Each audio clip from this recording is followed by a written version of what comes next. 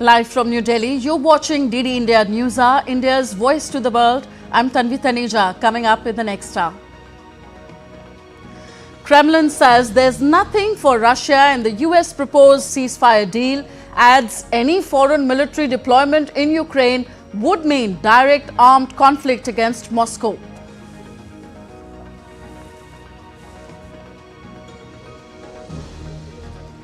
US President Donald Trump escalates tariff war with Europe, threatens 200% levies on all EU alcoholic products if tariffs on American whiskies are not scrapped.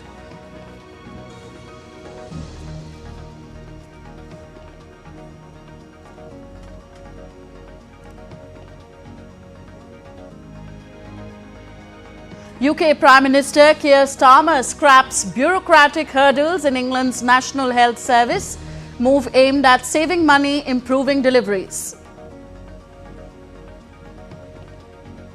And Union Ministers Dr. S. Jaishankar and Ashwini Vaishnav reach out to over 100 global envoys for the first ever World Audiovisual and Entertainment Summit, or WAVES 2025, to be held in Mumbai in May.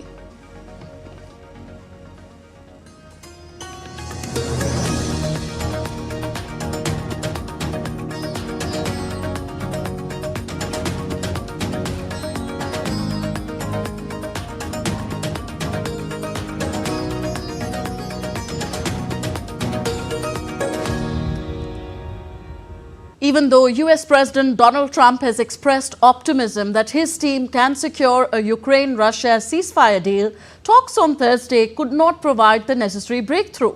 Kremlin on Thursday said there's nothing for Russia in a US ceasefire idea for Ukraine. Also, Trump's special envoy Steve Witkoff arrived in Moscow on Thursday to meet Vladimir Putin. We have a report. US President Donald Trump's attempt to strike a peace deal to end the 3-year-old conflict in Ukraine did not bear a fruitful result on Thursday. Trump's special envoy, Steve Witkoff, arrived in Moscow on Thursday and is expected to have a meeting with Vladimir Putin. But preliminary talks did not go as expected. Russian President Vladimir Putin's top foreign policy aide, Yuri Ushakov, told Washington that a 30-day ceasefire proposed by Washington to pause the war in Ukraine would simply give Kiev's forces a respite. Yuri Ushakov called the 30-day ceasefire proposal a hasty plan that is not in favor of a long-term settlement.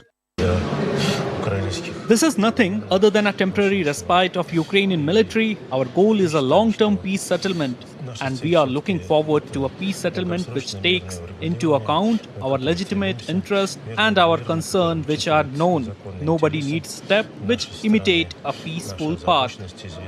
Asked if Russia was therefore rejecting the US proposal, Ushakov, who has served alongside Putin in Kremlin since 2012, said that the president would likely speak to the media later on Thursday and outline Russia's position in more detail. Further setting out its red lines, Russia objected to the potential deployment of foreign peacekeepers in Ukraine and also mooted relief from sanctions imposed on it by the West. For us, the deployment of units of the armed forces of other states in Ukraine under any flag, be it foreign contingents, military bases, or some peacekeeping operations, which are proposed by those who have removed the words peacekeeping and peace from their lexicon. All these rehashed phrases, it is all obvious, familiar, understandable, painfully so, because all this will mean the involvement of these countries in a direct armed conflict with our country, to which we will respond with all available means.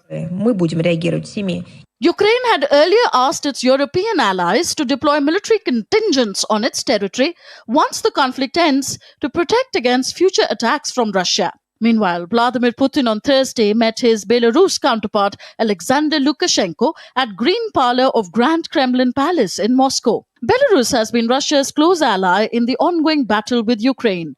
Both leaders are believed to have discussed US ceasefire proposal and concluded that Washington had no concrete plans for peace. Bureau Report, DD India. US President Donald Trump on Thursday threatened to slap a 200% tariff on all wines and other alcoholic products coming out of Europe if the European Union does not scrap its planned tax on American whiskey. Ramping up a global trade war in response to the blanket of US tariffs on steel and aluminium, the European Commission said on Wednesday that it will impose counter tariffs on 26 billion euros worth of US goods from next month. The EU executive said, however, that it remained open to negotiations and considered higher tariffs in no one's interest. Trump raised the ante in a social media post on Thursday. If the tariff is not removed immediately, Trump's aide said that the United States would soon place a 200% tax on all wines, champagnes and other alcoholic products coming out of France and other EU countries. EU wine exports to the United States were worth 4.9 billion euros last year, according to EU statistics agency Eurostat. That was 29% of EU's overall exports of wine. Of the EU exports to the United States, France made up almost half and Italy made almost 40%. So the global trade war continues to escalate as US President Donald Trump threatened further tariffs on European Union goods after the European Union said that it will impose counter tariffs on 26 billion euros worth of US goods from next month, while Canada said it will impose 29.8 billion Canadian dollars in retaliatory tariffs on the United States effective Thursday.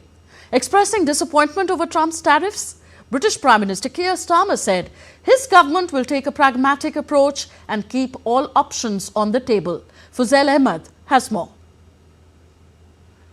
Global trade war continues to escalate with the announcement of tariffs and countermeasures as US trading partners warned of retaliation for trade barriers. On Wednesday, US President Donald Trump threatened with further tariffs on European Union goods, with Irish Prime Minister Michael Martin at his side at the White House. US President Donald Trump criticized the EU member country for luring away US pharmaceutical companies. The European Union treats us very badly. They have for years. I saw that. I had it out with them in my first term. It did well, but we had to solve other problems, and we did. But European Union's been very tough. And it's our turn, too. You know, we get a turn at that also. But they have not been fair. They sue our companies and win massive amounts of money. They sued Apple, won $17 billion. Trump's assertion came after European Union said it will impose counter tariffs on 26 billion euros worth of US goods from next month. Our countermeasures will be introduced in two steps, starting with April 1st and fully in place as of April 13th. In the meantime, we will always remain open to negotiations. We firmly believe that in a world fraught with geo-economic and political uncertainties, it is not in our common interest to burden our economies with such tariffs. The EU's countermeasures would target US goods like dental floss, diamonds, bathrobes and bourbon, which likewise account for a small portion of the joint EU-US commercial relationship. British Prime Minister Keir Starmer expressed his disappointment over Trump's latest tariffs, but added his government will take a pragmatic approach and keep all options on the table. On the question of tariffs, obviously, like everybody else, I'm disappointed to see global tariffs in relation to steel and aluminium. But we will take a pragmatic approach. We are, as he knows, negotiating an economic deal which covers and will include tariffs if we succeed, but we will keep all options on the table. Canada too announced reciprocal tariffs on US imported goods. I am announcing that the Government of Canada, following a dollar-for-dollar approach, will be imposing 25% reciprocal tariffs on an additional $29.8 billion of imports from the United States.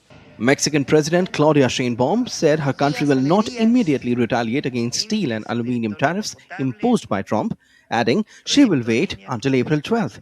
Trump's focus on tariffs has rattled investor, consumer and business confidence and raised recession fears.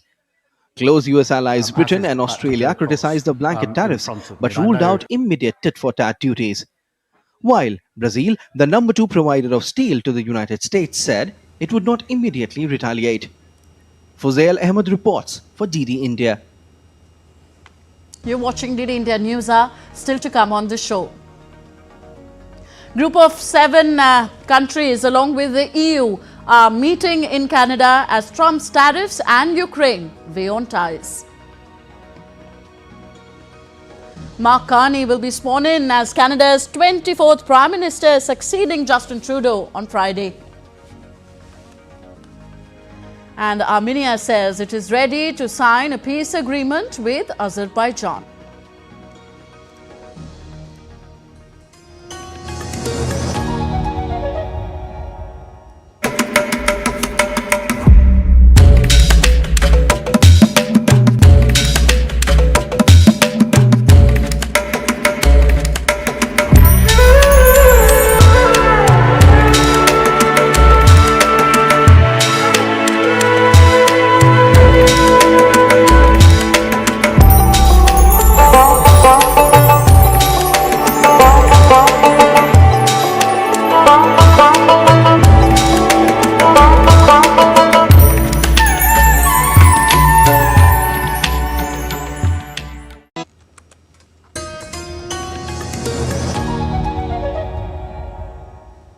Welcome back. You're watching DD India NewsHour. I am Tanvi Taneja.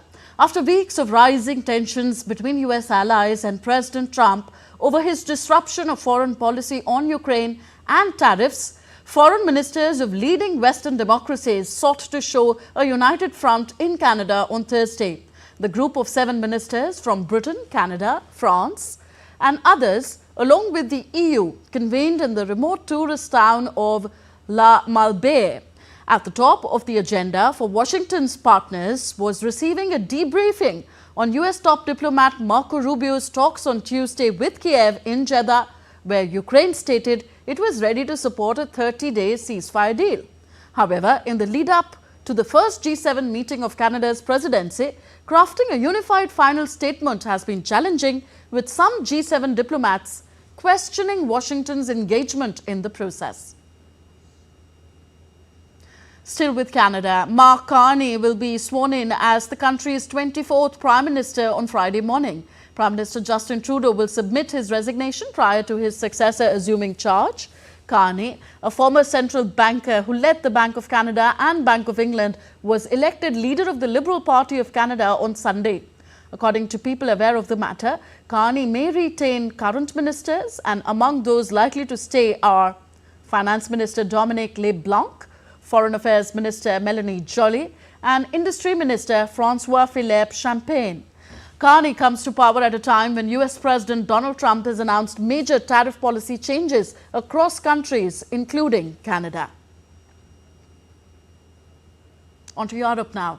European Union chief Ursula von der Leyen announced plans to have billions of euros pumped into investments in South Africa as Europe seeks to reassert its influence in a country in the crosshairs of the United States. At a summit with European Council President Antonio Costa and South African President Cyril Ramaphosa, von der Leyen said that the investment package would mobilize 4.7 billion euros for South Africa.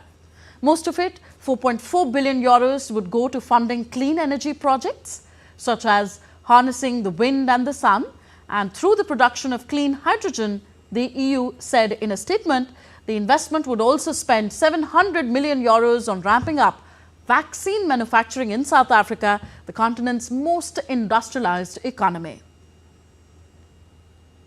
Now, in a bid to save hundreds of millions of pounds and cut waiting lists and bureaucracy, British Prime Minister Keir Starmer said on Thursday that he would scrap a body overseeing the state-funded health system in England.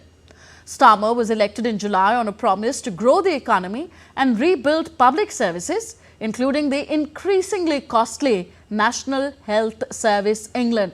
The impact of the COVID pandemic, an aging population and a series of strikes have left patients waiting months and sometimes years for procedures, dragging on the economy.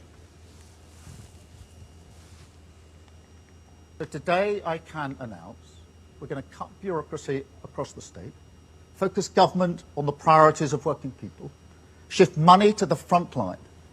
So I'm bringing management of the NHS back into democratic control by abolishing the arm's length body NHS England.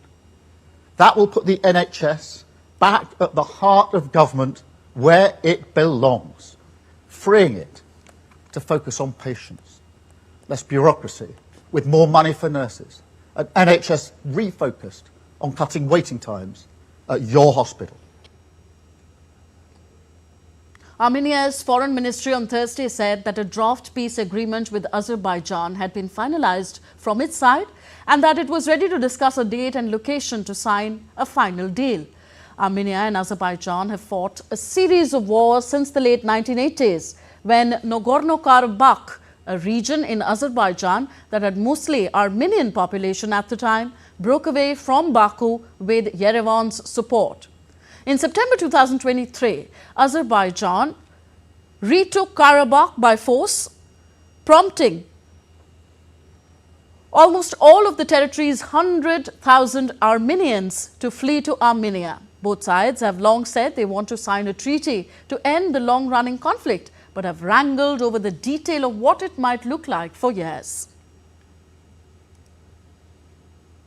Chancellor-in-waiting Friedrich Merz urged skeptical lawmakers on Thursday to back his proposals for a massive increase in state borrowing, framing them as a test for Germany to stand tall on the world stage and safeguard European security. Merz is in a race against time to persuade the outgoing parliament to approve a €500 billion fund for infrastructure and sweeping changes to borrowing rules to revive growth and ramp up military spending in Europe's largest economy. The Conservative leader has struck a note of urgency over hiking defense spending. We have to do something now to significantly increase our defense capability quickly and in big foreign and security policy unity. We will, if we could agree to this together next week, not only for the defense capabilities of our country, not only for the competitiveness of our economy, but also for climate protection, make such a huge leap forward that eclipses everything that has been possible in the last 3 years. On to West Asia now. Egypt, Jordan, Hamas and the Palestine Liberation Organization on Thursday welcomed remarks from US President Donald Trump in which he said nobody is expelling any Palestinian from the Gaza Strip. It was not immediately clear whether Trump's comments signaled further backtracking from his widely criticized proposal to take over the Palestinian territory, displacing its population to neighboring countries.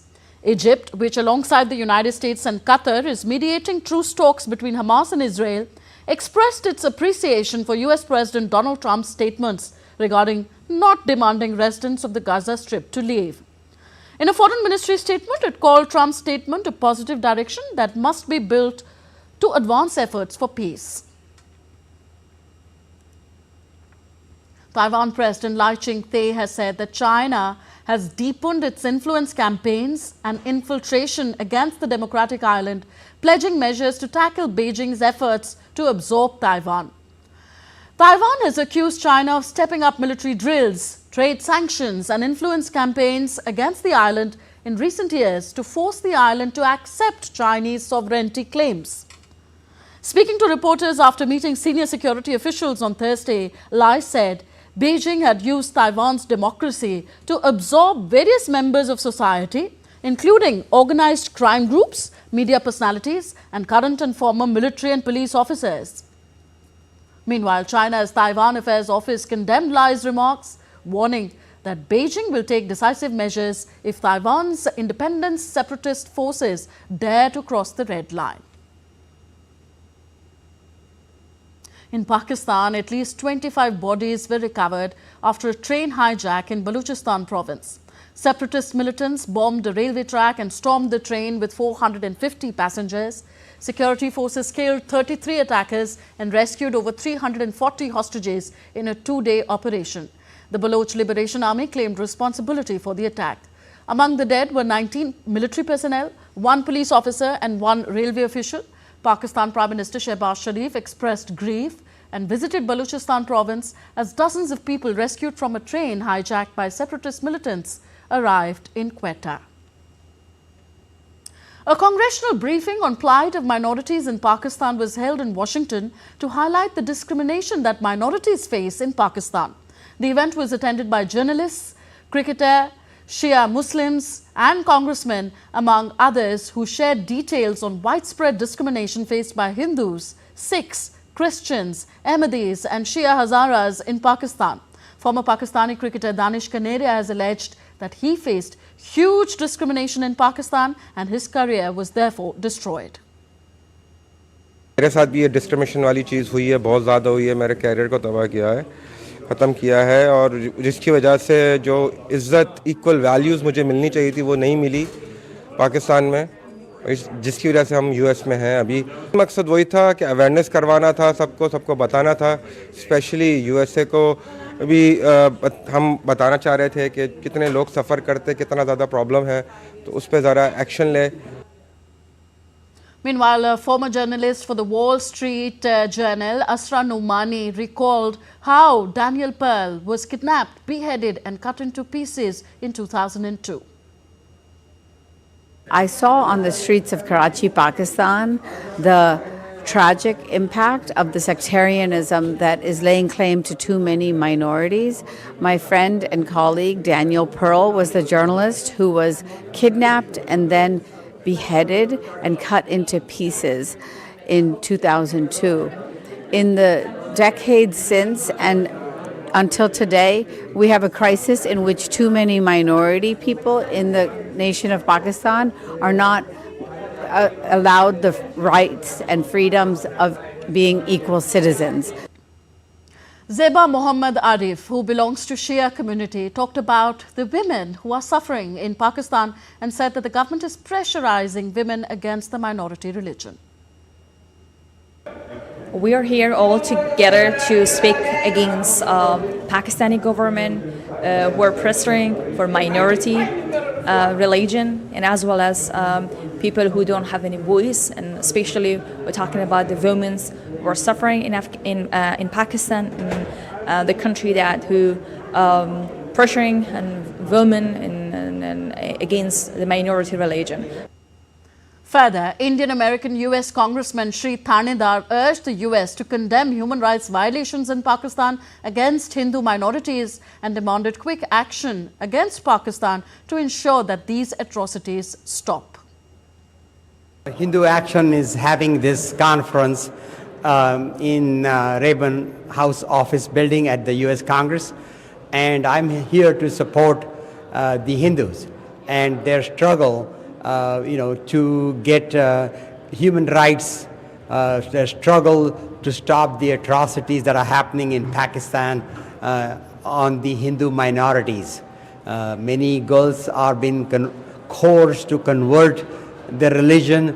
There has been kidnapping that has happened of Hindu people, and I am here to demand that the State Department take action, economic actions, sanctions against Pakistan until these atrocities stop.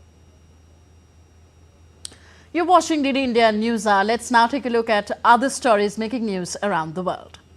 Greece's former Parliament Speaker Konstantin Tassoulas, a lawyer and lawmaker of the centre-right ruling party, was sworn in as the new president on Thursday. 66-year-old Tassoulas replaces Katerina Sakalaropoulou, whose 5-year term ended in March. Measles cases in the European region doubled in 2024 to more than 25-year high. Reported by the World Health Organization and UNICEF on Thursday, they urged action to boost vaccination levels, which were declined during the COVID-19 pandemic. According to WHO, measles is one of the most contagious viruses for humans. Scopely Inc., which is backed by the Saudi Arabian Sovereign Wealth Fund to acquire the gaming business of Niantic Inc. for $3.5 billion. This deal includes the very hit mobile game Pokemon Go. The other games which will be part of the deal include Pikmin Bloom and Monster Hunter. Afghanistan has been a nation turmoiled with successive wars and fighting for many decades, as a result of which the nation lacks even basic healthcare facilities in rural areas and interior regions. Thanks to the initiative by the UAE, some gaps are being filled with the help of 10 maternity and pediatric centers established across Afghanistan.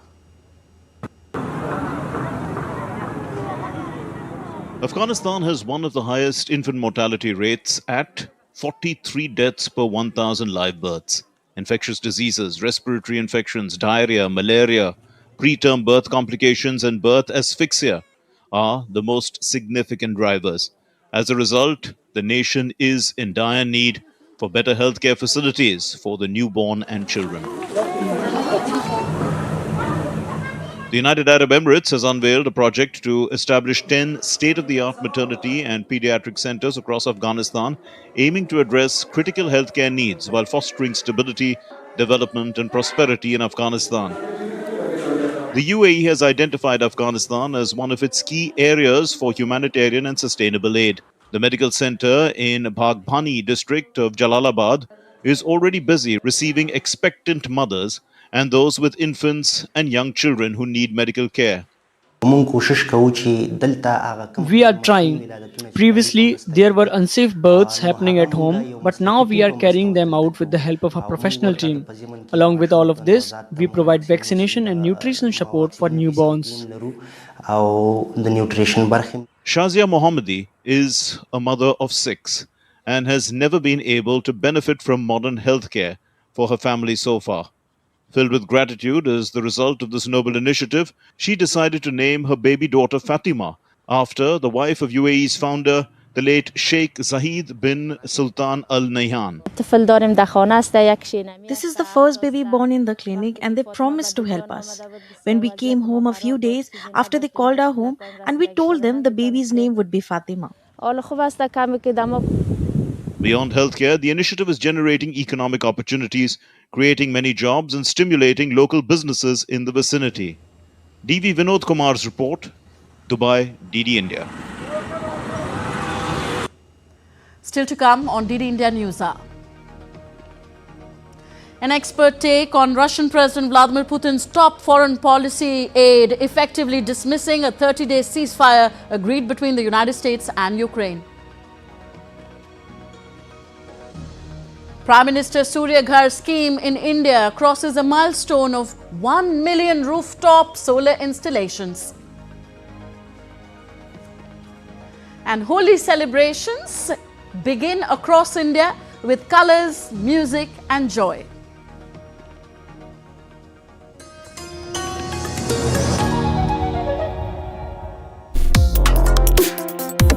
Complex issues, hidden agendas, twists and turns, strategic games. We think all dots are linked. We just need to connect them. Join me every week as I connect the dots to unravel hidden designs in statecraft, mysteries, and decode issues that matter to you. Watch Connecting the Dots with me at these times on DD India.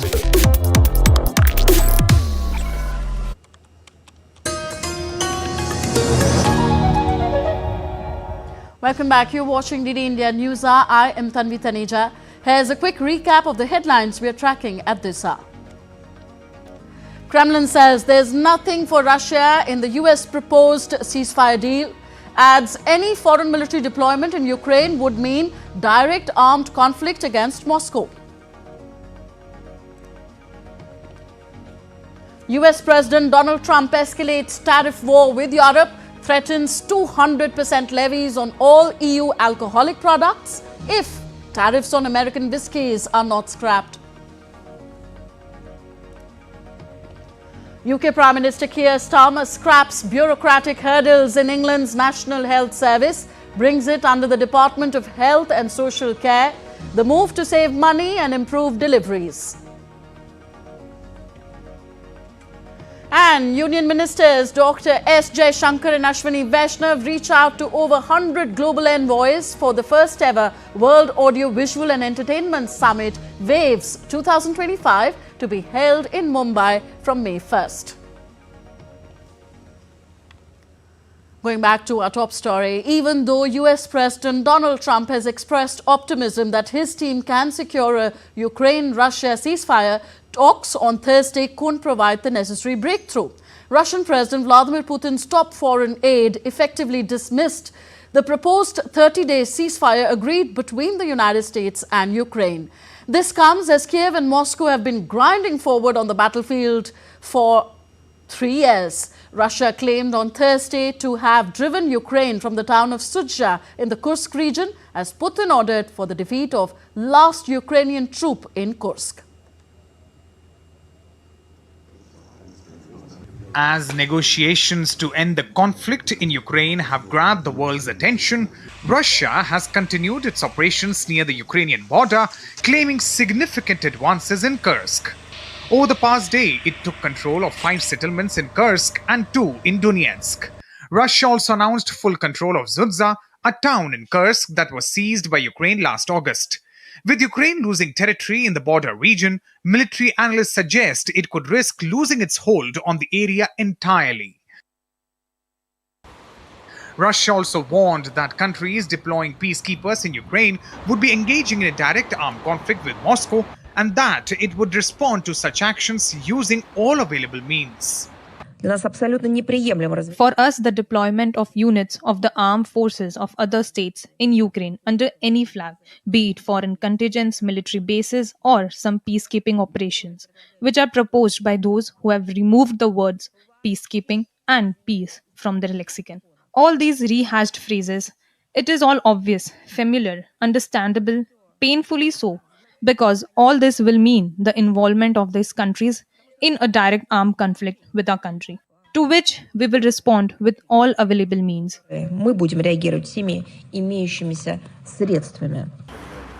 the other hand, President Vladimir Putin made a surprise visit to troops in Russia's western Kursk region on Wednesday, wearing military fatigues. During the visit, he ordered the troops to intensify their lightning advance and quickly retake the remaining area from Ukrainian forces.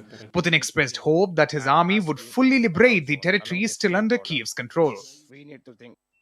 Moscow's rapid advances follow the United States halting intelligence sharing and security support for Ukraine, and now, outnumbered and outgunned, Kiev is losing ground along the front line for over a year.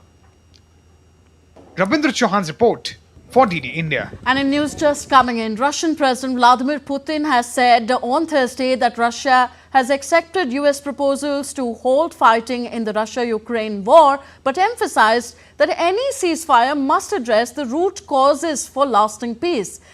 Putin also thanked US President Donald Trump for his efforts and stated that further talks with Washington would be necessary to finalize the details. So Vladimir Putin here backing the US ceasefire idea for Ukraine, but saying that details need to be sorted out. And to understand all this, we are joined by our guest, Ravi Joshi, visiting fellow Observer Research Foundation, ORF, on the show. Welcome, sir, to the program. So Russia has called the US-Ukraine 30-day ceasefire proposal. The Kremlin aide earlier saying that it was a hasty plan, not in favor of a long-term settlement. And now Vladimir Putin coming on camera and saying that it backs this US plan, but details need to be sorted out. What does all this suggest to you about Russia's intentions regarding a ceasefire? Thank you. See, first of all, the news regarding Russia's acceptance was a very conflicting report.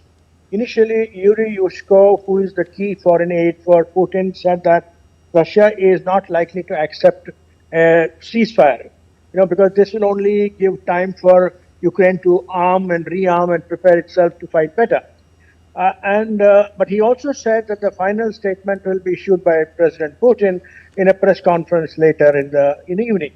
So now I'm happy to note that President Putin has not rejected the ceasefire offer, has accepted it, but has said that we must know what are the details of this ceasefire offer. See, what Russia wants basically is a long-term, enduring peace settlement, okay, which will embody the following points. One is that, according to Russia, Ukraine should withdraw all its troops from the Donbass region, Donetsk and Luhansk, and also Kharkiv and all those regions, which were under conflict for a long period. And the most important region was the Kursk region, which was surprisingly attacked in August 2024 by Ukraine and was taken over. I mean, they almost occupied 1,500 square kilometers of Russian territory. They entered 30 kilometers inside Russian territory, which was an amazing march by the Ukrainian soldiers. This was unexpected because it's far north of Kharkiv and north of Donbass region, where Russia was not actually prepared to having its soldiers on the front line. Now, the second point, which is most important for Russia, is that the neutrality of Ukraine should be ensured, that the NATO membership of Ukraine should be cancelled. There should be no offer at all on board to keep Ukraine keep on tempting Ukraine to join NATO. So that means the Ukrainian constitution has to be amended.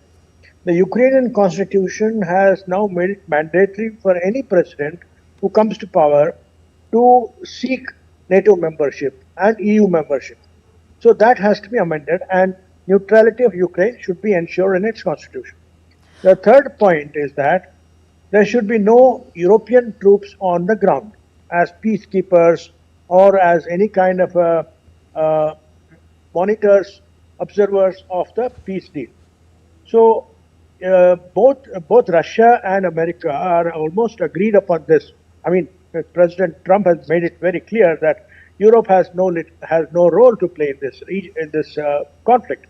The way you see the negotiations which happened in Saudi Arabia, there was nobody from Europe on the negotiating table.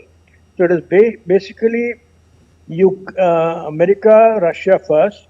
The first meeting in Saudi Arabia. Second meeting was America, Ukraine. So Europe has been consistently kept out of this entire negotiations by President Trump, which eminently suits President Putin.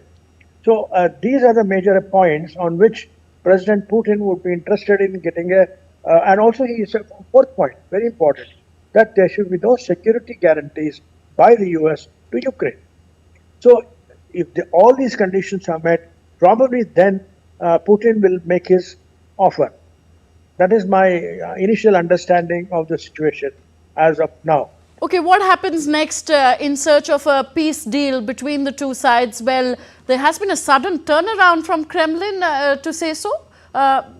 First, the Kremlin aide says that there is nothing for Russia. Then President Putin comes and says apparently Lukashenko is also in Moscow right now. So both the leaders said that Washington's plan is not what is for the long-term peace. But now there's a turnaround. So how do we see President Putin's, what is President Putin actually looking for here? You see, as I said very clearly, President Putin is looking for keeping the territories that he has captured. Okay, and that goes against Ukraine's national integrity. And Zelensky has always been telling US during Biden's time that you should maintain the national integrity. It should be maintained. That is not going to happen. Now, President Putin and Russian troops are in occupation of at least 20% of Ukraine's territory, and Russia is going to keep it. There is absolutely no doubt on that, and Zelensky has to forget it. And this is exactly what Trump hinted when he told Zelensky on February 28th meeting at the Oval Office that you have no cards. You have to accept the reality today. And you have to start from that reality. And you cannot go back and say, now you ensure my integrity of my country. That is not going to happen. Okay. The second point is there should be no security guarantees by the US to Ukraine. This is what Putin is asking for. I mean, security guarantees means that you are pumping in military aid, you are sharing intelligence, you are continuing to keep up Ukraine as a regime for your proxy war against Russia, which is what Biden administration did for such a long period, and which has been disastrous to Ukraine. I mean, Biden administration, by providing military aid of hundreds of billions of dollars, I mean, there's a conflict, there's no clarity whether it's $390 billion or $190 billion, but whatever it was, it only destroyed Ukraine beyond recognition. It did not enable Ukraine to adequately and sufficiently wage a war against Russia. And that was not going to happen. See, you cannot expect Ukraine to actually defeat Russia in the battlefield. And that's the reality. And that's the reality which Trump has immediately understood, and he has tried to drill into the head of Zelensky. You are not going to win this war. Okay, so and how you have lost territory, you're going to lose more. Yeah, so how far, if at all, do you expect the personal rapport between President Trump and President Putin to play a role in reaching a ceasefire or a peace deal? You see, President Trump himself has been saying that he has got excellent rapport with President Putin. And he has always said that I'm a great deal maker, I'm the best deal maker in the world, and all these kind of very proud announcements he has been making about himself. One very interesting point which has come out in the recent days is that President Trump actually said, I will now make peace deal with Iran. This Iran coming into the picture seems to be entirely an offer made by President Putin to President Trump. It is almost like a quid pro quo that you get me the peace deal in Ukraine, I'll get you the peace deal with Iran, so that Iran will completely give up its ambition for becoming a nuclear power. So this seems to be one of the speculative reports that came out in the newspapers recently. So something serious is cooking between President Putin and Trump. We do not know the full contours of that discussion, but there is definitely some back channel talks are going, or both of them are directly in talks also. President Putin had a 1 hour talk with President Trump. So there has been negotiations, and both have actually established a kind of rapport. And how much of the minerals deal from Ukraine will be a negotiating factor in these settlements? Well, Ukraine is the most crucial negotiating factor in the settlement. There's no doubt about it. Because this is a war which has been, if you go back to 2022 February or before that, this is a war which was thrust upon Russia by the relentless march of NATO right up to the doorstep of Russia. Now, NATO was absolutely provoking Russia by saying that now today we'll make Ukraine as a member, tomorrow we'll make Georgia as a member, and then Moldova, and it was going on like that, which was absolutely, a red line as far as Putin was concerned. He had made it very clear that you have already extended to so many Eastern European countries, including Poland and other East European countries. So do not go beyond that. Just certainly not Ukraine, because Ukraine has been a part of the Soviet Union. I mean, it was a country which produced two general secretaries of the Communist Party, Khrushchev and Brezhnev. So it is a part of Soviet Union, and there are so many millions of Russians in the Donbass region. The population of Donbass region, though it has now become half since the war has started, has got an enormous Russian population, and Russia feels that it must protect these Russians against the Nazi attacks by the Ukrainian paramilitary forces in the Donbass region. So this is a conflict which has been in the making since 2014. In fact, when Russia occupied Crimea, it became an open conflict. Okay. So it's been it's been dragged for quite long. So Russia has now objected to the potential deployment of foreign peacekeepers in Ukraine. How far could this objection alone prove a stumbling block in any ceasefire or peace settlement? So, sorry, will you repeat that? Yeah, so Russia has objected to the potential deployment of foreign peacekeepers in Ukraine. How could this objection alone prove a stumbling block in talks? That is not going to happen. Russia has made very clear there will be no foreign troops. This is a balloon floated by Britain and France that they will provide the peacekeepers to protect Ukrainian integrity against Russian attacks. But that is completely not acceptable to Russia. And even President Trump is not accepting it. President Trump sees no role for Europe at all. So I don't see much hope for this peace move of the coalition of the willing, which has been started by Keir Starmer and President Macron of Russia. I don't see any hope of that happening. So very quickly, Russia-Ukraine ceasefire will still take some more time, in your view? Well, I see that, first of all, it's a very positive thing that President Putin has not rejected it. Okay, so let us start from that, because initial reports said that ceasefire doesn't suit Russia. Now, President Putin has come out with a more nuanced statement that we will accept the ceasefire of 30 days, no war, but we want to see the details. Yeah. So, more details, what exactly are the details, that he will discuss with Trump. The devil lies in the details. Yes, let's leave it at that. Thank you very much, Ravi Joshi ji, for joining us on DD India NewsHour. All right, let's move on now. Two of India's federal ministers and Chief Minister of the state of Maharashtra came together in the national capital on Thursday for a global outreach amid a gathering over 100 envoys. The 1st of May will see the start of a world first in the nation's business and entertainment capital, Mumbai. WAVES, or World Audio Visual and Entertainment Summit 2025, puts India bang in the center of the development of one of the fastest growing sectors these days, media and entertainment. Creativity, content, innovation, finance, all will be provided a platform to worldwide collaboration.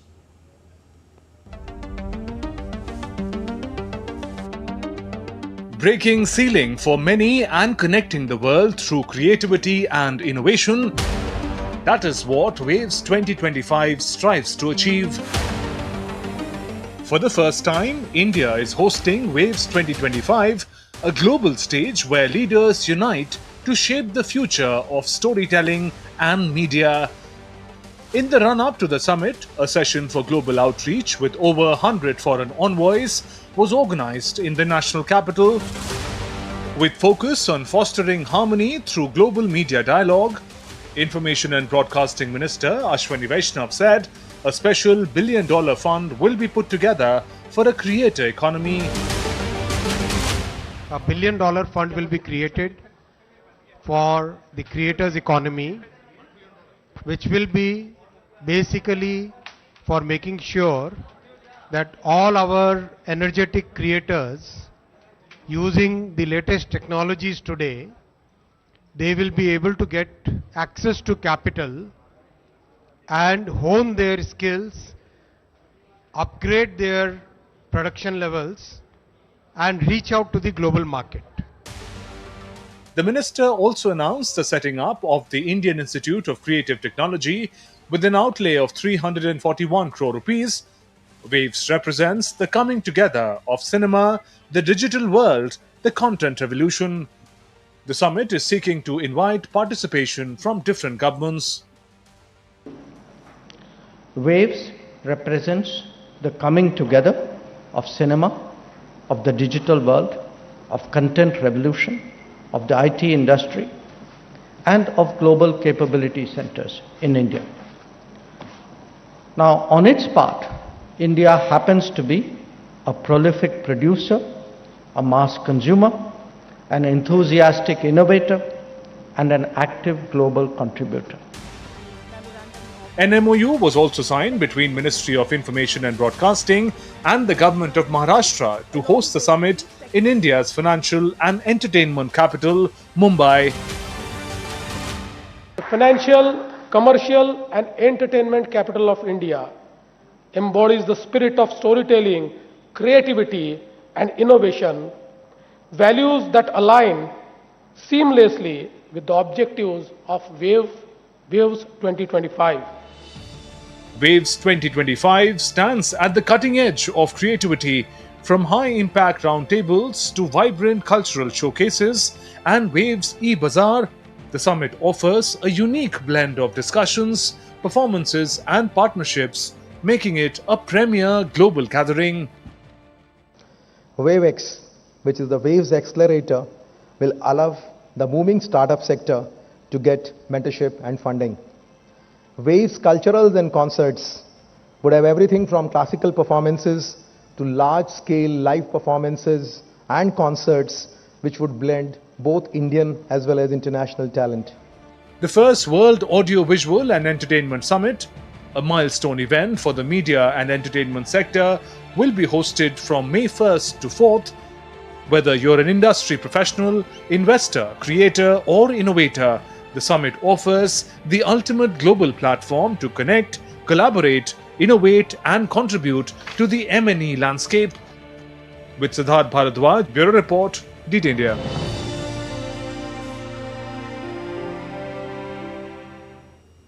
In a major boost to India's ambitious future space missions, the Indian Space Research Organisation, ISRO, successfully completed undocking of SpaceX satellites.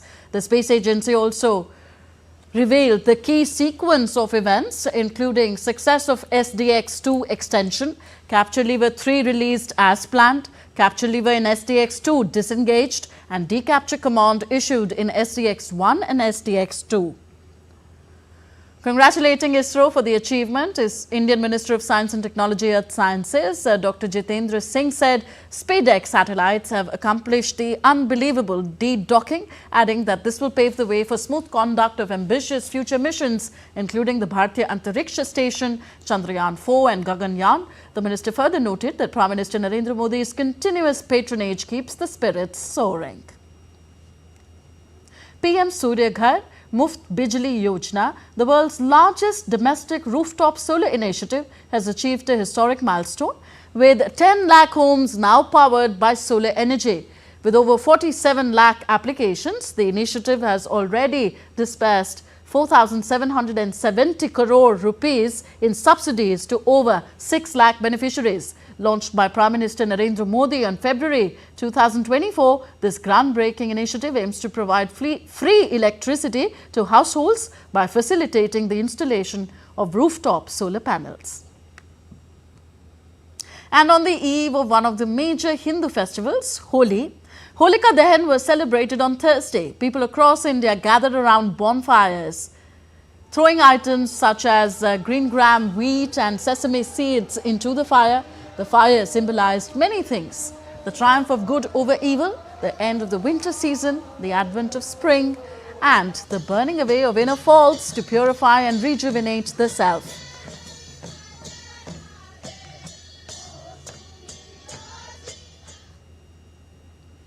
India's President Draupadi Murmu and country's Prime Minister Narendra Modi wished Happy Holi to all citizens.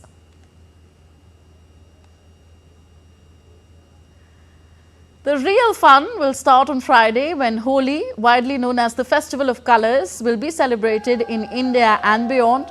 The day will see revelers throwing gulal, bright powders and water on each other.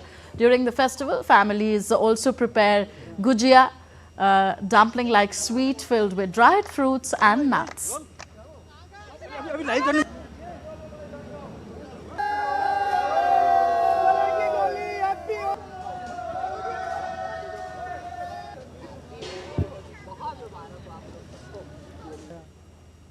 So that was the team of Doordarshan celebrating Holi in the premises. Well, the Indian diaspora across the globe came together to celebrate Holi, the festival of colours, spreading cheer and unity in Eritrea, Guatemala and Indonesia. In Eritrea, the capital city of Asmara hosted a grand Holi gathering organized by the Indian community. In Guatemala, the Embassy of India spearheaded Holi celebrations on the premises. In Indonesia, Holi festivities were in full swing across cities of Jakarta and Bali. And now we take a look at other stories making news in India. India's Home Minister Amit Shah on Thursday virtually inaugurated and laid the foundation stone for several infrastructure projects worth 146 crore rupees in Ahmedabad, Gujarat. One of the key developments is the construction of a railway overbridge around 1 kilometer long on the Ahmedabad-Virangam railway track. In a crackdown on drug trafficking, the Ahmedabad crime branch has seized narcotics worth 3.45 crore rupees, which was illegally imported from the USA, Canada and Thailand through foreign postal services. The contraband, which included MD drugs, cannabis oil and isopropyl nitrate, was smuggled under the guise of toys and food items. Lakhs of women in India's southern Thiruvananthapuram gathered on Thursday to celebrate a Tukul Pongal festival by worshipping Thanagi, an incarnation of Hindu goddess Parvati. It is a part of a 10-day event and is celebrated on the 9th day when thousands of women offer a sweet dish called Pongala to the deity.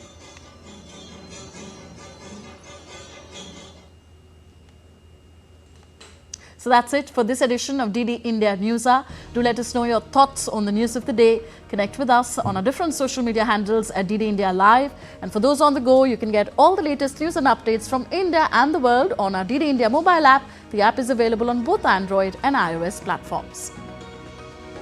We'll be back with more news as it breaks here on DD India. I'm Tanvi Taneja from all of us here in New Delhi. Thank you for watching. Namaskar.